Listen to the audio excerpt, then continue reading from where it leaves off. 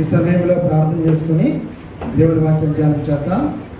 మహాకృపా ప్రేమ గల మా దయగల తండ్రి, నీ నామములకు వేలాది స్తోత్రములు నాయన.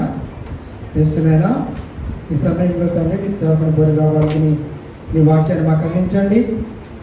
ప్రతి ఒక్కరి వృద్ధి ద్వారా తెచ్చి నీ వాక్యం నాటబడిన సహాయం దయచేయమని, ఈ సమయంలో నీ పరిశుద్ధాత్మ నాకు దయచేయమని, నీవే మా మధ్యలో ఉండమని మా ప్రభువు యేసుక్రీస్తు ద్వారా వినయంతో వేడుకొనుచున్నాము తండ్రి.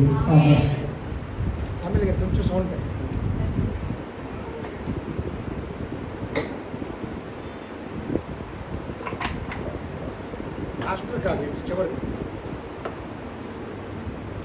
మరి సమయంలో ప్రోవర్బ్స్ సామెతల గ్రంథం 26వ అధ్యాయం, సామెతల గ్రంథం ప్రోవర్బ్స్ 26:4. ప్రోవర్బ్స్ 26.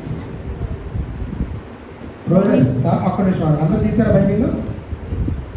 అందరు తీయాలి. ప్రోవర్బ్స్ 26th చాప్టర్, సామెతల గ్రంథం 26వ అధ్యాయం 4వ వచనం చదవండి. వాని మోడక చొప్పున మూర్ఖునికి ప్రత్యుత్తరం ఇయ్యకుము, ఇచ్చిన ఎడల నీవును వాని పోలియుదువు. చాలా. ఈరోజు ఒకే విషయం గురించి 2 కాంట్రవర్సీ స్టేట్మెంట్లు చూస్తూ ఉన్నాం. అంటే ఒకటి చెయ్యమని చెయ్యొద్దని.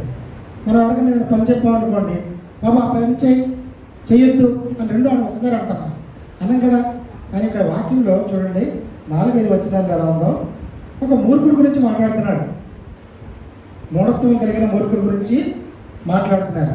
ఏం మాట్లాడుతున్నారంటే, వాని మూఢత చొప్పున మూర్ఖునికి ప్రత్యుత్తరం ఇయ్యకము. అంటే ఏంటి? మన ఎదురుకుండా ఒక మూర్ఖుడు ఉన్నాడు అనుకోండి, అర్థమవుతుందా? మూర్ఖుడు ఉన్నాడు అనుకోండి, వాడికి జవాబు చెప్పొద్దు అని అంటున్నాడు. వాడితో ప్రత్యుత్తరం ఇవ్వద్దు అని ఒక స్టేట్మెంట్. కింద స్టేట్మెంట్కి రండి, 5వ వచనం. వారి మూఢత చొప్పున మూర్ఖునికి ప్రత్యుత్తరం ఇమ్ము అంటున్నాడు. ఇక్కడ అంటే సమాధానం చెప్పు అంటున్నాడు. ఒక చోట సమాధానం చెప్పొద్దు అంటున్నాడు, ఒక చోట సమాధానం చెప్పు అంటున్నాడు. ఏ సందర్భాల్లో చెప్పకూడదు, ఏ సందర్భాల్లో చెప్పాలి? ఎందుకంటే మన సమాజంలో తిరుగుతున్నప్పుడు అనేక మంది, సమాజంలోనే కాదు కుటుంబాలలో, సమాజంలో ఈ మనుషులకి చిన్ననాటి నుంచే మూఢత్వం వస్తుంది. మూఢత్వం ప్రత్యేకంగా ఎక్కడి నుంచో మనం తీసుకురావక్కర్లా. బాలుడి హృదయంలో మూఢత్వము స్వాభావికముగా పుట్టున్నాం. అది ఎప్పుడు పోతుందండి సిస్టర్ గారు, స్వప్న సిస్టర్ గారు? పట్టా 2 పీకితే నిజంగా అలా కొట్టాలండి. కొట్టితే కానీ మొదటి వాక్యం చెప్తుంది. చిన్నప్పుడు కొడితేనప్పుడు అది మంచిగా నీట్గా తయారవుతాడు. కొట్టకపోవడం వల్ల నష్టం వస్తూ ఉంటుంది. కాబట్టి ఆ మూఢత్వం అనేది ఎవరు నేర్పించగలదు, స్వాభావికంగా మనుషుల్లో ఉంటుందట. ఇది పెద్దోళ్ళు అయిపోతారు, ఆ మూఢత్వంతోనే పెద్దోళ్ళు అయిపోతారు. మరి వాళ్ళని ఎట్లా హ్యాండిల్ చేయాలి? అంటే చూడండి, వాని మూఢత చొప్పున మూర్ఖునికి ప్రత్యుత్తరం ఇవ్వవద్దు, ఇచ్చిన ఎడల నీవు వాన్ని. అంటే మూర్ఖంగా వాదిస్తూ ఉంటారు కొంతమంది, మూర్ఖంగా మాట్లాడుతూ ఉంటారు. వారికి ప్రత్యుత్తరం ఇచ్చే వాక్యం ఉంది. మనం కూడా వాదోపవాదాలు చేయడం ప్రారంభించామనుకోండి, ఏమవుతామంటే కొన్ని సందర్భాల్లో దేవుని బిడ్డలం అయినప్పటికీ, దేవుళ్ళు ఎంతో ప్రేమ, సాత్వికము, భక్తి కలిగినప్పటికీ వాళ్ళతో చేసే వాగ్వివాదాల్లో మనం కూడా ఎలా మారిపోతామంట? మూర్ఖుడిగా మారిపోతాం. అలా మూర్ఖుడిగా మారిపోకుండా ఉండడం కోసం, మన సాక్ష్యాన్ని మనం కాపాడుకోవడం కోసం, దేవుని బిడ్డగా మనం కొనసాగడం కోసం ఆ మూర్ఖుడికి ఏం చేయాలంటే సమాధానం ఇవ్వకూడదట. దానికి సంబంధించిన వచనాలు కొన్ని చూద్దాం. మాథ్యూ 7:6, మత్తయి సువార్త 7వ అధ్యాయం 6వ వచనం. మత్తయి సువార్త 7వ అధ్యాయం 6వ వచనం.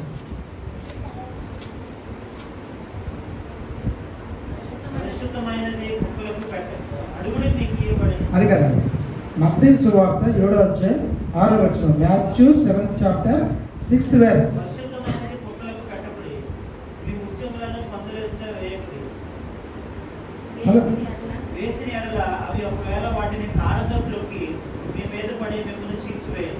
అదండి విషయం.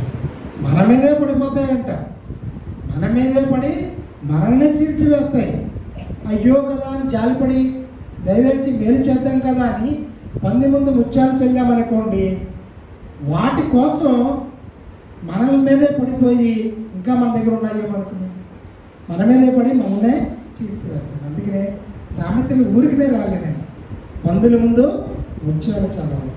ఈ లోకంలో మన పరివారి దగ్గర, స్నేహితుల దగ్గర, నైబర్స్ దగ్గర మనం ఎలా ప్రవర్తించాలో మనం తెలుసుకోకపోతే మన దేవునిలో పరిపక్వమైన స్థితిలో మన సాక్ష్యాన్ని కాపాడుకోలేకపోతూ ఉంటాం. అందుకనే వాక్యాలు అన్నీ చదువుకుంటా మన జీవితాల్లో జాగ్రత్తగా జ్ఞానం తీసుకుంటూ మనం ప్రాక్టీస్ చేయకపోతే మన సోషల్ లైఫ్లో మనం ఎలా ప్రవర్తించాలో మనకు తెలియదు. అన్ని విషయాలు దేవుడి దగ్గర నేర్చుకోవాలి. అందుకనే పంది ముందు ముత్యాలు చల్లొద్దు.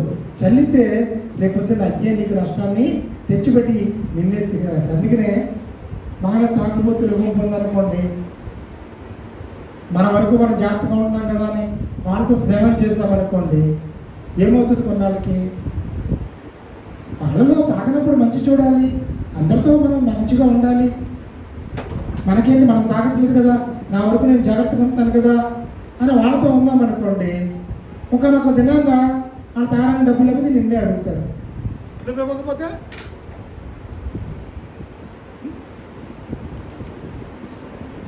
ఇవ్వకపోతే ఏమవుతుంది?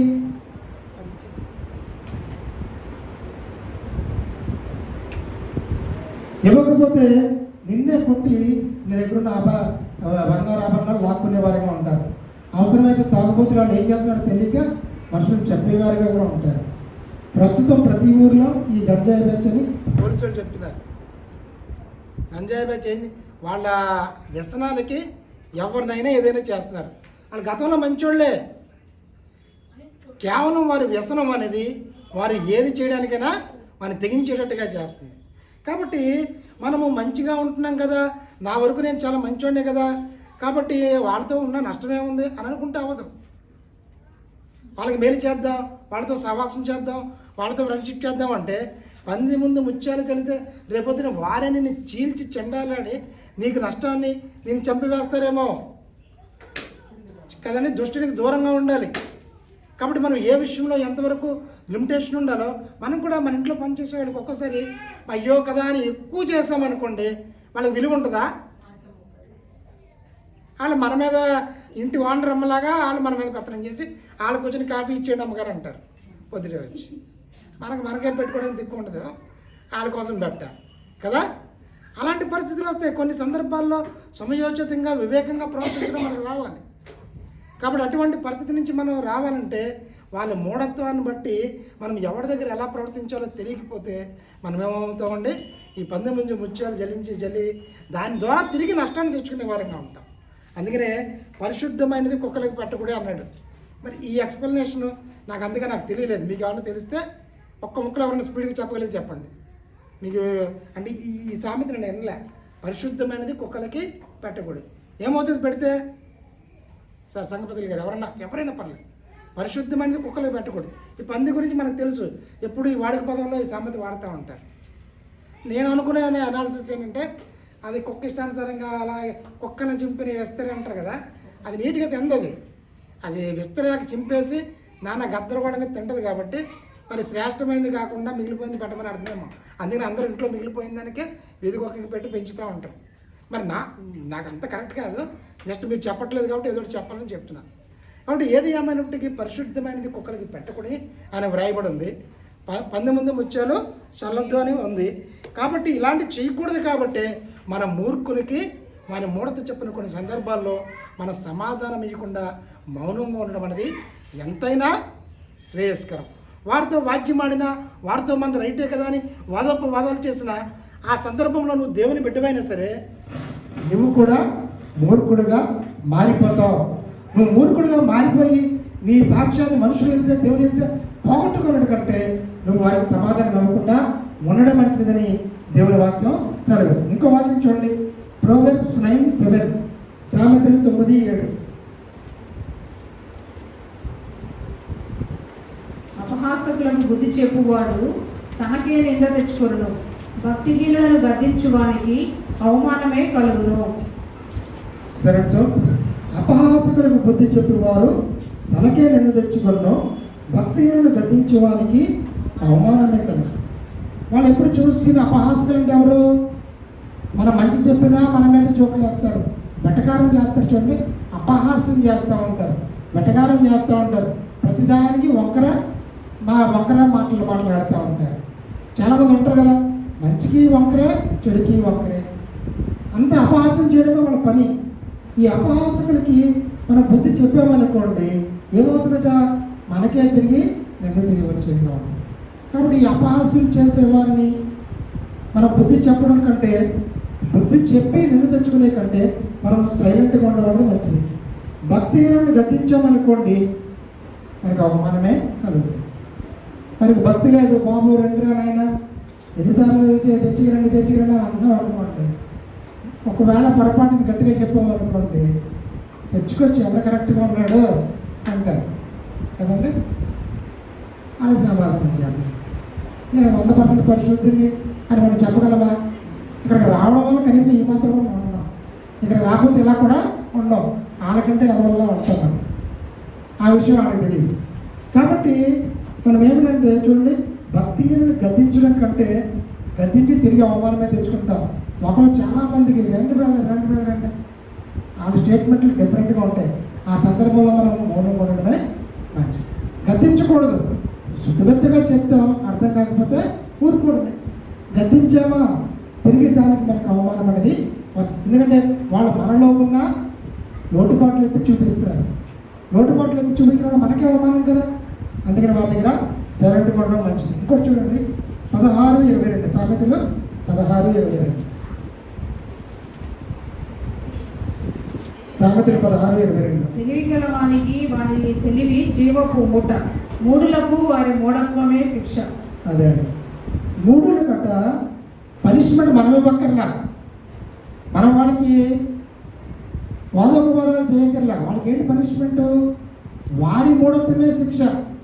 మురుకులు మనతోనే ముఖ్యంగా మాట్లాడరండి, వాళ్ళ విధానం అదే. కాబట్టి అందరితోనూ అలా ఉంటారు, అందరితోనూ చెడ్డ అయిపోతూ ఉంటారు, అందరితోనూ నష్టం తెచ్చుకుంటూ ఉంటారు. అంటే అల్టిమేట్గా పనిష్మెంట్ ఎలా వచ్చింది వాళ్ళకి?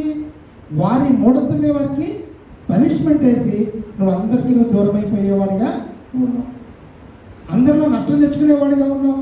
నీకు పనిష్మెంట్ ఎలా పడ్డదంటే నీ మూఢత్వం కారణంగానే. కాబట్టి అటువంటి మూఢత్వం కారణంగా వాళ్ళే పనిష్మెంట్ తెచ్చుకుంటారు. కాబట్టి వాళ్ళతో మనం ఏం చేయాలండి? మనం పొట్టేళ్ళలాగా యుద్ధం చేయడానికి ప్రయత్నం చేయకూడదు. వాళ్ళ దగ్గర మౌనంగా ఉండడం అనేది ఎంతైనా మంచిది. 23:9 సామెతలు 23:9.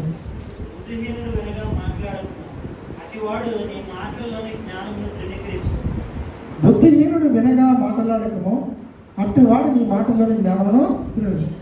ఈ బుద్ధిహీనుడు చాలా అతి తెలివితేటలు ఉంటాయి కొంతమందికి. ఏదో మనకు తెలియదు, బుద్ధిహీనుడు అని మనకు తెలియదు. మనం ఏదో చెప్పాలి కదా, మరి మనకున్న అనుభవాన్ని బట్టి సలహాలు బట్టి ఏదో చెప్పేస్తూ ఉంటాం. అని నెమ్మదిగా వింటూ ఉంటాడు. ఓన్లీ మన మాట వింటున్నాడు కదా, పాటిస్తాడేమో అనుకుంటూ ఉంటాం. ఎలా చూస్తే ఆడ బుద్ధిహీనుడు కదా, ఆడేం చేస్తాడంటే మన మాటల్లో ఏం తప్పు దొరుకుతుందో అని చూస్తూ ఉంటున్నాడు. అంటే ఇచ్చిన సలహాను స్వీకరించడం, ఇచ్చిన మంచిని తీసుకుందాం, మరి మనకు ఎంత అవసరమో అది గ్రహిద్దాం అన్న ఆలోచన ఉండదు. ఆ బుద్ధిహీనుడు ఏం చేస్తాడంటే మనలో ఏది తప్పు పడదామా అని అంటూ ఉంటాడు. అంటే ఆడు వింటున్నది వాడు సరి చేసుకోవడానికి కాదట, ఎందుకంటే మనలో తప్పు పట్టడానికి. కాబట్టి అలాంటి బుద్ధిహీనుడు వింటూ ఉంటుంటే మనం సంతోషపడిపోయి చెప్పేస్తూ ఉండకూడదు. ఎవరికి పడితే వాళ్ళకి ఏది పడుతుంది పురోగమని చెప్పేస్తూ ఉండకూడదు. అది చెప్పడం వల్ల మనకు నష్టం వచ్చేది. అర్థమైంది కదా? ఏదైనా అడిగితేనే చెప్పాలి. వాళ్ళు ఏదైనా సలహా అడిగారనుకోండి చెప్పాలి, వాళ్ళు ఏదైనా విషయం అడిగారనుకోండి చెప్పాలి. నాకు చెప్పడం ఇష్టం కదా, నాకు వచ్చు కదా అని మనం చెప్పుకుంటా పోయామనుకోండి, అది విని మనలో ఎక్కడ దోషం ఉందో పట్టి మనం ఏం చేస్తాడంటే మన జ్ఞానాన్ని తృణీకరించి మనకు నష్టాన్ని కలిగించేవాడిగా ఉంటాడు. ఇప్పుడు ఇది మొదటి స్టేట్మెంట్. అంటే ఏంటంటే పెరల్స్ బిఫోర్ స్వైన్, 19 వచ్చేది తెలిస్తే మూర్ఖులకి సమాధానం వచ్చే నష్టం ఇది. మళ్ళీ వెంటనే నేను ఈ విషయాన్ని నేను అర్థం చేసుకొని నేను ఏం చేస్తూ ఉంటానంటే నాకు వాదోపవాదాలు చేయడం నాకు ఎక్కువ ఇష్టం ఉండదు. ఎందుకంటే దానివల్ల టైం వేస్ట్, మళ్ళీ దానికి అవతల వ్యక్తి ఎలాగో ఒప్పుకోడు, ఎందుకు ఎవరిదో వాళ్ళకి రేటు కదా ఒప్పుకోడు. వెంటనే నేను ఏం చేస్తానంటే ఆ సమయం నుంచి దాని నుంచి స్కిప్ అవ్వడానికి వెంటనే నన్ను క్షమించండి, మా కుటుంబంలో అవ్వచ్చు, బయట నా మాస్టర్స్లో అవ్వచ్చు, కొలీగ్స్లో అవ్వచ్చు, చర్చిలో అవ్వచ్చు, ఇంట్లో వెంటనే ఆ సందర్భాన్ని, ఆ పరిస్థితుల నుంచి నార్మల్గా రావడానికి నేను క్షమించండి అని అడుగుతాను. అంటే నువ్వు ఆపద బాబు ఇంకా అర్థం. ఇండైరెక్ట్గా మన అర్థం ఏంటంటే నువ్వు దాన్ని కంటిన్యూ చేసిన అంత బాధపడాలు చేయొద్దు. నీకు నాకు నష్టం, నాకు నష్టం, ఈ అనేక మాటలు దొరకడం వల్ల మన సాక్ష్యాన్ని కోల్పోతాం కదా. అంతే కదా, సాక్ష్యాన్ని కోల్పోతాం. ఒక మాట మాట్లాడితే అనేక మాటలు వస్తాయి, సాక్ష్యాన్ని కోల్పోతాం. అందుకే వెంటనే నేను క్షమించమని చెప్పి స్కిప్ అవుతూ ఉంటాను. స్కిప్ అవడం వల్ల ఇంక ఎక్కువగా కాన్వర్జేషన్ లేకుండా ఉండడానికి అప్పుడే నెమ్మదిస్తాడు. ఒకవేళ మనం క్షమాపణ చెప్పలేదు అనుకోండి, నెమ్మదించరాళ్ళు ఇంకా మాది రైట్ అన్నట్టు మనల్ని క్షమించడానికి వాళ్ళ ఇగో అనేది ఏమవుతుందంటే ఆ అహంకారం అనేది నెమ్మదించి అప్పుడు వరకు హాయిగా ఉంది. అందుకని ఆ రకంగా నేను ప్రాక్టీస్ చేస్తూ వచ్చాను. నేను అది కూడా నష్టమని తెలిసింది 5వ వచనంలో. 5వ వచనంలో అది కూడా నష్టమని తెలిసింది. 4వ వచనం వరకు అది కరెక్ట్. అలా చేయడం వల్ల ఆ సమయంలో, సందర్భంలో మనం బయటకు వస్తున్నాం, వాళ్ళ నుంచి మనం రక్షింపబడుతున్నాం, బాగానే ఉంది కదండి, నష్టం రావట్లా. కానీ 5వ వచనం దగ్గరికి వచ్చినట్టు చూడండి. వాని మూఢత చొప్పున మూర్ఖునికి ప్రత్యుత్తరమేమో, అలాగూ చేయని ఎడల వాడు తన దృష్టికి తాను జ్ఞానిని అనుకొనును. నిజంగా ఈ వాక్యం ప్రిపేర్ అవుతున్నప్పుడే ఈ సత్యాన్ని తెలుసుకొని ఎంతో కాలం నుంచి నేను అవలంబిస్తున్న దీన్ని మార్చుకోవాలని నిర్ణయించుకున్నానండి. నేను ఇంతకుముందు ఎందుకురా బాబు ఎంత మనకి పడలేమన్నట్టు సింపుల్గా బయటకు వచ్చేవాడిని, స్కిప్ అయ్యి. కానీ దేవుని వాక్యం అంతా మాట్లాడుతున్నట్టు చూడండి. వాని మూఢత చెప్పున మూర్ఖునికి ప్రత్యుత్తరం ఏమో, నువ్వు స్కిప్ అవ్వద్దు, అక్కడ జవాబు ఇచ్చే. ఎందుకు అలాగూ చేయడలా వాడు తన దృష్టికి తాను జ్ఞానం అనుకున్నాం. చాలామంది పాస్టర్లు అంటారు, పాస్టర్ గారు మీరేమో మంచిగా అవడానికి ఎవరితోనూ అటు తప్పు చేసినా మాట్లాడరు, మేమేమో చెప్తూ ఉంటాము అని ఎక్కువగా పాస్టర్ గారు అనేవాళ్ళండి. ఆయనకేమో గట్టిదనం ఎక్కువ, డిపార్ట్మెంటు ప్రతి వాళ్ళని ఖండిస్తూనే చేయలేము అలాగా. అందుకని ఆయన అలా అనేవాడు. ఇప్పుడు నిజమే కదా అనుకునేవాడిని. సిచ్యువేషన్ వచ్చేటప్పటికి నేను వాళ్ళతో వాదపోదల్లో చేయలేకపోయేవాడు. కానీ వాక్యం రాత మాట్లాడినప్పుడు ఏమని చూడండి, వాని మూఢత చొప్పున మూర్ఖునికి ప్రత్యుత్తరం మేము అలాగూ చేయనిలా వాడు తన దృష్టికి తానే జ్ఞానం. అంటే మనం ఎప్పుడైతే మనము ఎందుకు వాదోపవాదాలు సాక్ష్యం పొందని క్షమాపణ అడిగా వాడనుకుంటున్నా రైటే, నేను జ్ఞానిని, నాదే కరెక్టు అనుకుని ఆ భ్రమలో ఉండిపోతూ ఉంటాడు. వాడికి సరిచేసేవాడు ఉండడు. నేనే జ్ఞానిని, నాదే కరెక్టు, నాదే రైటు, కాకపోతే వాళ్ళు ఎందుకు క్షమాపణ చెప్తారు? ఆ క్షమాపణ చెప్పారంటే వాళ్ళు తప్పు కదా, నాదే రైట్ కదా అని, నేనే జ్ఞాని కదా అని అనుకుంటారట. కాబట్టి తప్పకుండా మనకు సమాధానం చెప్పాల్సిన అవసరం ఉంది. నేను వాక్యం ప్రిపేర్ అయ్యేటప్పుడైనా ఇంతకాలం ఉన్న ఆలోచన మార్చుకున్నాను. తప్పకుండా కరెక్ట్ ఆన్సర్ అనేది చెప్పాలి. మరి విన్నా వినకపోయినా చెప్పాల్సిన బాధ్యత మనకి ఉందనే విషయాన్ని. అందుకనే ప్రోవర్బ్స్ 3:7 చూడండి. ప్రోవర్బ్స్ 3:7, సామెతలు 3:7 చూడండి. సామెతలు 3:7.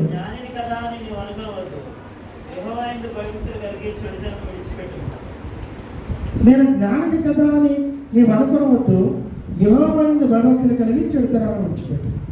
కాబట్టి మన సమాధానం చెప్పకపోతే మూర్ఖుడు ఏమనుకుంటున్నాడు, నేనే పెద్ద జ్ఞాని అనుకుంటున్నాడు. కాబట్టి ఈ లోకంలో జ్ఞాని అని ఎవరిని అనుకోవద్దు అంటున్నాడు. చాలామందికి ఏంటి, నాకు అన్నీ తెలుసు అనుకుంటూ ఉంటారు. అన్నీ తెలుసు అనుకున్న వాడికే ఏమీ తెలియదు. తెలిసి ఉండొచ్చు, కానీ వాళ్ళ దగ్గర నుంచి కూడా ఎన్నో తప్పే ఉంది, వాళ్ళ సలహాలు కూడా తీసుకోవడంలో తప్పే ఉంది. కాబట్టి మనం ఎవరూ నువ్వు జ్ఞాని అని అనుకోవద్దట. జ్ఞాని అని అనుకోకుండా యెహోవా యందు భయభక్తులు కలిగి చెడుతనాన్ని విడిచిపెట్టే వారంగా ఉండాలి. ఈ దినము నుంచి నాకు అన్నీ తెలుసు, నాకు ఎక్కువ తెలుసు అని మనం ఎప్పుడు అనుకోకూడదు. కుటుంబంలో చిన్న పిల్లల సలహా చెప్పినా ఎన్నాళ్ళు ఇంటికి మన నష్టమే ఉందా, ఎంత మాత్రమే పోవేయండి కాదు కదా. డిసిషన్ మేకింగ్ వేరు, అడ్వైజ్ వేరు. సలహాలు ఇచ్చేవారు అనేక మంది ఉంట శ్రేయస్కరం. నిర్ణయం అనేది ఏ వ్యక్తి కావాలంటే తీసుకుంటాడు. ఏ నిర్ణయం అనేది ఏ వ్యక్తి కావాలంటే తీసుకుంటాడు. సలహా ఇచ్చినంత మాత్రంగా, విన్నంత మాత్రంగా అదే ఫాలో అవ్వాలని రూల్ ఎక్కడ లేదు. కాబట్టి మనం దానిని అనుకోకుండా ఒక విషయాన్ని ఏం చేయాలండి, నలుగురితో షేర్ చేసుకుని సలహాలు తీసుకోవడంలో తప్పు తప్పు లేదు. దాని ద్వారానే మనం ఇంకా బెటర్గా అవగాహన చేసుకోగలుగుతాం, అర్థం చేసుకోగలుగుతాం, మంచి నిర్ణయాలు తీసుకోగలుగుతాం. కాబట్టి ఈ రోజున మనం తెలుసుకోవాల్సింది ఏంటంటే, నేను జ్ఞానిని అనుకుంటే మనం మూర్ఖులమైపోతాం. అటువంటి స్థితి నుంచి బయటకు రావాల్సిన వారమై ఉన్నాం. ఐజియా 5:21, యెషయా గ్రంథం 5:21. యెషయా గ్రంథం 5:21. తమ దృష్టికి తాము జ్ఞానులమనియు, తమ ఎన్నికలో తాము బుద్ధిమంతులమనియు తలంచుకుని వారికి శ్రమ. చూసారండి, శ్రమలు ఊరికనే రావట్లేదండి. శ్రమలు ఊరికనే రావట్లే. దేవుడు నాకు శ్రమలు పంపించాడు అనుకోవద్దు. ఎలా వచ్చినాయట? తమ దృష్టికి తాము జ్ఞానులమనియు, తమ ఎన్నికలో తాము బుద్ధిమంతులమనియు తలంచుకునే వారికి శ్రమ. కొంతమంది జడ్జిమెంట్ ఏం చేసుకుంటారండి? నాకు అన్నీ తెలిసిన ఉదయం వాడికి చిన్న గొప్ప ఉంటుంది, నాకు అన్నీ తెలుసు, మళ్ళీ నేను చాలా బుద్ధిమంతుడిని, చాలామంది కంటే నేను బెటరు, చాలామంది కంటే నేను చాలా బెటర్, చాలామంది కంటే బుద్ధిమంతుడిని, నాకు చాలా విషయాలు తెలుసు అనుకుంటారు. అలా అనుకునే వారికి ఏంటంటే అల్టిమేట్గా శ్రమేనండి. అలా తలంచుకునే వారికి శ్రమ కలుగుతుందట. ఎందుకంటే నిన్ను నువ్వు కరెక్ట్గా అసెస్ చేసుకోలేవు, నిన్ను నువ్వు కరెక్ట్గా ఎస్టిమేట్ చేసుకోలేవు, నీ యొక్క జడ్జిమెంట్ నీకు కరెక్ట్గా ఉండకపోవచ్చు. కాబట్టి మనకు మనం బుద్ధిమంతులమని, మన దృష్టికి మనమే జ్ఞానం అని అనుకుంటే మన శ్రమల పాలైపోతామని దేవుని వాక్యం మనకి తెలియజేస్తుంది. అటువంటి స్థితి నుంచి బయటికి రావాల్సిన వారమై ఉన్నాం. రోమన్స్ 12:16. రోమన్స్ 12:16.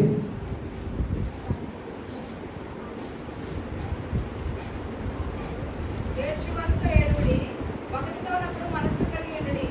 మెచ్చువాటి యందు మనసుంచక తగ్గువాటి యందు ఆసక్తులై ఉండుడి. మీకు మీరే బుద్ధిమంతులని అనుకొనవద్దు. అది మీకు మీరే బుద్ధిమంతులు అనుకోవద్దు. కొంతమంది ఎదుటోడికి చెప్పడానికి చాలా ఇంట్రెస్ట్గా ఉంటారండి. అలాగని ఎదుటోడికి చెప్పడానికి అలా ఒక వేలు పెడితే 4 వేలు మనకు ఉంటాయి కదండి మన వైపు. మనకు మనమే బుద్ధిమంతులమని తలంచుకోవాలి. మనకు మనం బుద్ధిమంతులని ఎవరు చెప్పాలి? నీ సాక్ష్యం వేరే వాళ్ళు చెప్పాలి, నీ గురించి వేరే వాళ్ళు చెప్పాలి. కానీ మనకు మనమే బుద్ధిమంతులమని తలంచుకుంటే మన సాక్ష్యం మనం చెప్పుకోకూడదు. మన సాక్ష్యం ఎవరు చెప్పాలండి? వేరే వాళ్ళు చెప్పాలి. అంటే మనకు మనమే బుద్ధిమంతులను తలంచుకోకుండా ఏక మనసు కలిగి తక్కువ వాటి యందు ఆసక్తి ఉండాలి. ఈ రోజుల్లో ఎవరికైనా బ్రాండ్ ఏదో చిన్నది కొనుక్కుందాం, ఉన్న దాంట్లో సంతోషిద్దాం అనుకుంటారా? అనుకోరండి. ఎప్పుడైనా మనం షాపింగ్కి వెళ్ళి ఒక 500 మిగిల్చుకుని వచ్చామా, 1000 రూపాయలు మిగిల్చి కొంతమంది మిగులుస్తారు అలా. ఎందుకంటే వాళ్ళు కూడా మిగిలిన లేడీస్కి చెప్పరన్నమాట. జెంట్స్ డబ్బులునే చెప్పరు. 2000 ఉన్నాయంటారు, వాళ్ళ దగ్గర 20,000 ఉన్నాయి. ఓ మా పాపం లేవనుకుంటే 2000 అని వాళ్ళు 2500 బిల్ చేస్తారు. అబ్బాయ్యా బతికవరా ఇంకో 500 కట్టేసి హ్యాపీ ఇంటికి వచ్చారు. పాప అమ్మాయిలు మొత్తం 20,000 ఉన్నాయని చెప్పామనుకోండి, 30,000 బిల్ చేసేస్తారు. అక్కడి నుంచి దండాలు పడతా ఉంటాం. కాబట్టి కొన్ని వివేచన కలిగిన పథకాలు మనం ప్రవేశపెట్టుకుంటే అప్పుడు ఏమవుతామంటే మంచిది. ఇప్పుడు ఈ వాక్యం ఏంటి మనం చదవండి ఒకసారి. రోమన్స్ 12:16. ఏడ్చువారితో ఏడుడి, ఒకరితోనొకడు మనసు కలిగి ఉండుడి. మెచ్చువాటి యందు మనసుంచక తగ్గువాటి యందు ఆసక్తులై ఉండుడి. అది అంటే అవతల వ్యక్తులు సంతోషంగా ఉంటే నువ్వు సంతోషంగా ఉండాలి, అవతల వ్యక్తులు ఏడుస్తుంటే నువ్వు బాధపడేవారిగా ఉండాలి. మెచ్చువాటి యందు మనం ఆసక్తి లేకుండా. కానీ నిజంగా దేవుని బిడ్డలు కూడా ఎవరికైనా బాగా మేలు జరిగి సంతోషంగా ఉన్నారనుకోండి, తెలియకుండానే మనకి బాగా పరిపక్వమైన స్థితిలో ఉంటే మనం కూడా సంతోషిస్తామండి. లేకపోతే ఏమవుతుంది, తెలియకుండానే కొంత చిన్న జెల్సీలాగా వచ్చేసేసి ఆడ సంతోషపడే కొద్దీ వీళ్ళ మొక్క మాడిపోతూ ఉంటుంది. బంధువుల్లో కూడా ఏంటి ఇంత సంతోషంగా ఉంది, ఎంత మేలు జరిగిపోయింది అలా చెప్పే కొద్దీ ఒక్కరి మాటలు వచ్చేస్తూ ఉంటాయి అవతలకి. బంధువుల్లో ఏంటి, స్నేహితులు ఏంటి కదా, వాళ్ళ సంతోషంలో సమానంగా పాలుభాగస్తులు అవుతారా? ఎవరు? మనమైతే దేవుని బిడ్డలుగా అటువంటి మనసులో అటువంటి అసూయ, ద్వేషం, ఈర్ష లేకుండా వ్యక్తిగత ప్రార్థనలో ప్రార్థన చేసుకుని అవతల వ్యక్తి సంతోషంలో సమానంగా మన పాలుభాగస్తులమై ఉండాలి. అవతల వారి దుఃఖంలో సమానంగా పాలుభాగస్తులమై ఉండాలి. అలా ఉండగలిగినప్పుడే మనం దేవుని బిడ్డలుగా ఉంటాం. కాబట్టి ఆ విధంగా ఉండాలి. ఇంకోటి చూడండి, 1 Corinthians 8:2. 1 Corinthians 8:2. 1 Corinthians 8:2. ఒకడు తనకేమైనాను తెలియననుకొని ఉంటే తెలుగు మీరు చదవలేకపోతున్నారు. చూడండి, నేనే 3 సార్లు చదివాను ఈ వాక్యాన్ని. చూడండి, ఒకడు తనకేమైనను తెలియననుకొని ఉంటే తాను తెలుసుకొనవలసినట్టు ఇంకనూ ఏమయో కొనినవాడు కాడు. ఇది అర్థం చేస్తుంది. సందర్భ వాక్యం రాయాలంటే తెలుగు టీచర్ గారు కొద్ది కష్టమే. అంటే సింపుల్గా చెప్పాలంటే అన్నీ తెలుసన్న వాడికి ఏమీ తెలియదురా అని చెప్పడం అన్నమాట అర్థం. నీకు తెలియాల్సింది చాలా ఉంది, నాకు అన్నీ తెలుసు అనుకున్న వాడికే నష్టపోతారు అని అర్థం ఉంది. ఇది ఇంత కాంప్లికేటెడ్గా ఇలాంటి ఇంగ్లీష్లో సింపుల్గా ఉంటాయి. కాబట్టి అన్నీ తెలుసని నాదే రైట్, నాకే తెలుసు, నాదే కరెక్ట్ అనే విధానం నుంచి బయటకు రావాలి. బయటకు వచ్చి ఎదుటి వాళ్ళు చెప్పేది ఆలోచించగలగాలి. ఎదుటి వాళ్ళు చెప్పేటప్పుడు వారు వినడానికి అవకాశం ఇవ్వాలి. కొంతమంది అసలు వినరండి. అవతల చెప్తుంటే ఏమంటారు, నాకు తెలుసులే అంటారు. పిల్లల సైతం అలాగే అంటారు, నాకు తెలుసులే అంటారు. వాళ్ళకి ఏమీ తెలియదు. నష్టపోయిన కూడా గౌరవని ఏడుస్తాం. ఇప్పుడు అటువంటి స్థితిలో నుంచి బయటికి రావాలి. ఇంకా గెలాషియన్స్ 6:3, గలతీయులకు రాసిన పత్రిక 6వ అధ్యాయం 3వ వచనం. గలతీ 6:3 కాదా సిస్టర్ గారు? గలతీయులకు రాసిన పత్రిక 6:3.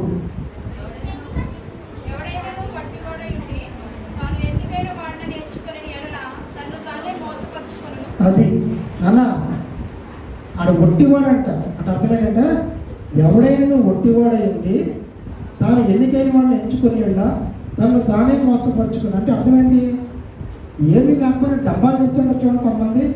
మా తాతల నేతల దగ్గర మా మేసాలు సంపంగా అని ఇలాంటివి చెప్తూ ఉంటారు. కాబట్టి అలాంటి డబ్బాలు చెప్పే విధానం అన్నమాట. ఆడు ఒట్టివాడే, కానీ తాను ఎన్నికైన వాడిని ఎంచుకుని ఉండా తను తానే మోసపరుచు. కాబట్టి మనకి లేనిది మనం ఒప్పుకొని సరి చేసుకునే వాళ్ళని ఉండాలి. లేనిది ఉన్నట్టుగా భ్రమపడుతూ ఉంటాం. లేనిది ఉన్నట్టుగా భ్రమపడుతూ ఉంటే ఏమవుతామండి? మనమే మోసం చేసుకుంటూ ఉంటాం. అలా ఎక్కడ జరుగుతూ ఉంటుంది? ఇన్ని చదివేశాను, బాగా రాసేసారంటారు. నేను చూస్తే ఇక్కడ వచ్చిన ఏంటి రిజల్ట్? ఒట్టివాడైపోతాడు. ఒట్టివాడంటే ఏం లేకుండా. కాబట్టి మనం మోసం చేసుకోకూడదు. మనం అన్నీ వచ్చేటట్టు, మనకు అన్నీ తెలిసేటట్టు మనం ఎన్నికైన వాడిగా ఎంచుకోకూడదు అనే విషయాన్ని ఈ సమయంలో దేవుడు జ్ఞాపకం చేస్తున్నాడు. మరొకసారి మొట్టమొదటి వాక్యం చదవండి. సామెతలు 26:4-5. సామెతలు 26:4-5.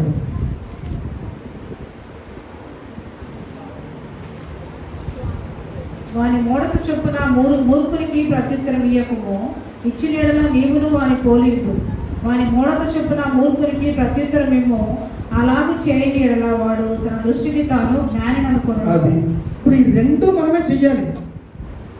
ఒకసారి మూర్ఖుడికి ఏమో సమాధానం చెప్పకూడదు, అదే మూర్ఖుడికి ఒకసారి సమాధానం చెప్పాలి. మరి ఎప్పుడు చెయ్యాలి, ఎలా చెయ్యాలి? ఎలా చెయ్యాలంటే ప్రార్థన చేసుకుంటే తెలివి, జ్ఞానము, వివేచన ఎక్కడి నుంచి వస్తాయండి? దేవుడే ఇవ్వాలి మనకి. మనం కానీ సమాధానం చెప్పి ఒకసారి అలాగా ఒకసారి అలా చెప్తే ఆడే మనం 2 సార్లు తినేస్తాడు. అలా దెబ్బలు తినకుండా, ప్రభువా నాకు వివేచన జ్ఞానాన్ని, ప్రభువా అవతల వ్యక్తి ఎప్పుడు సమాధానం చెప్పాలో, ఎప్పుడు చెప్పకుండా ఉండాలో నీ వివేచన జ్ఞానాన్ని నాకు తెలియచేయని ప్రార్థన చేసుకుంటే దేవుడు తప్పకుండా వివేచన జ్ఞానాన్ని ఇచ్చి ఈ మూర్ఖులతో 2 విధాలుగా మనం హ్యాండిల్ చేయడం అనేది దేవుడే మనకు నేర్పించేది తప్పితే మనుషులుగా మనము చేయలేము. మనుషులుగా చేస్తే మనం కూడా నష్టపోయే వారంగా ఉంటాం. కష్టాల్లోకి, ఇరుకుల్లోకి ఇరుక్కుపోయే వారంగా ఉంటాం.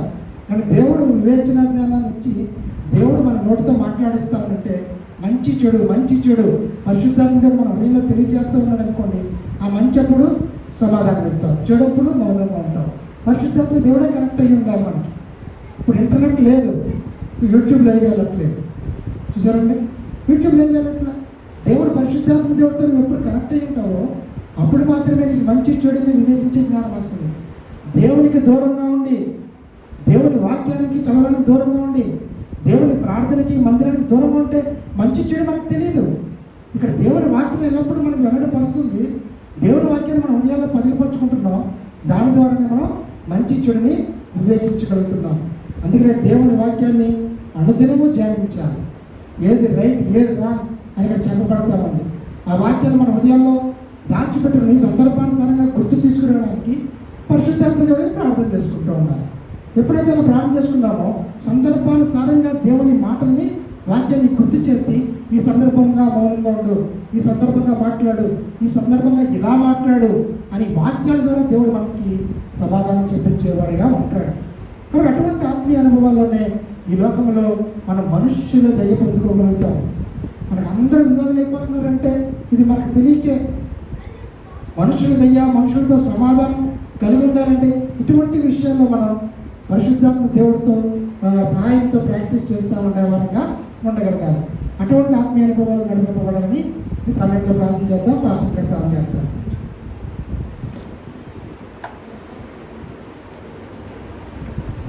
ప్రేమగల